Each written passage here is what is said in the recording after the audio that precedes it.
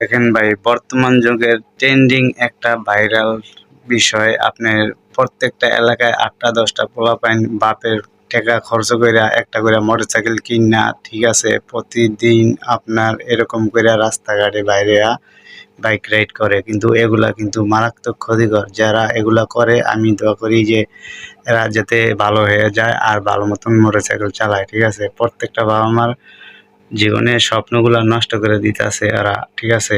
একটা একটা দুর্ঘটনা যাতে ঘটে তাহলে একটা মায়ের সমস্যা হয়ে যায়, বাপের সমস্যা হয়ে যায়। তো এটা ওরা বোঝে না, তো ওরা যাতে বোঝে ওদের তৌফিক দান করুক আল্লাহ।